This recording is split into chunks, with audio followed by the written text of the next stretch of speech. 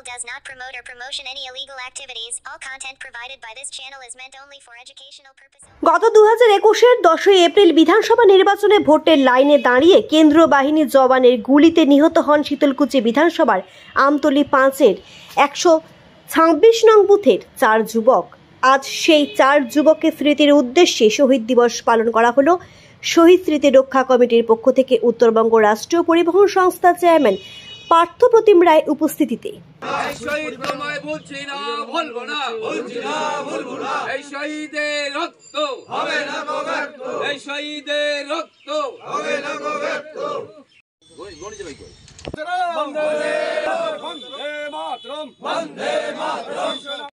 শহীদের রক্ত ঋণ শোধ করুন, আপন মরণে শহীদের রক্ত ঋণ শোধ করুন।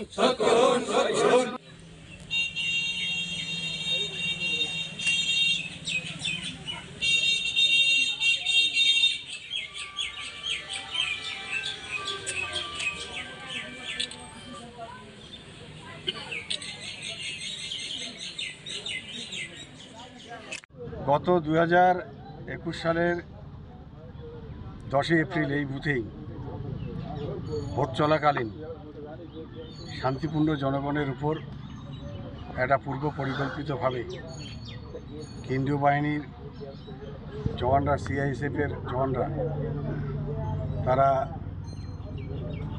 একটা আকস্মিক ঘটনার পরিপ্রেক্ষিতে নির্মমভাবে মৃত্যুকে সুনিশ্চিত করবার জন্য ভোটারদের উপর গুলি চালিয়েছিল।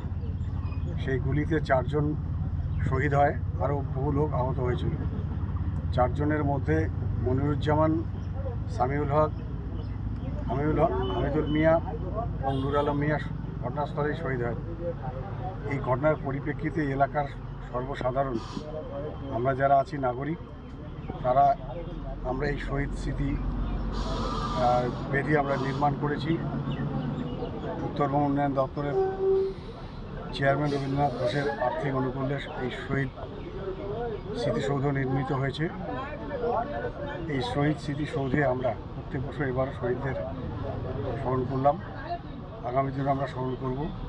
পাশাপাশি যারা এই ঘটনার সঙ্গে যুক্ত তাদের দৃষ্টান্তমূলক শাস্তি এবং ক্ষতিগ্রস্ত পরিবারদের কেন্দ্রীয় সরকার জন্য উপযুক্ত শাস্তি প্রদান, উপযুক্ত ক্ষতিপূরণ সহ দোষীদের শাস্তি প্রদান করেন, এই দাবিতে আজকে আমাদের এই শহীদ স্মরণ সভা আগামী দিনে চলবে।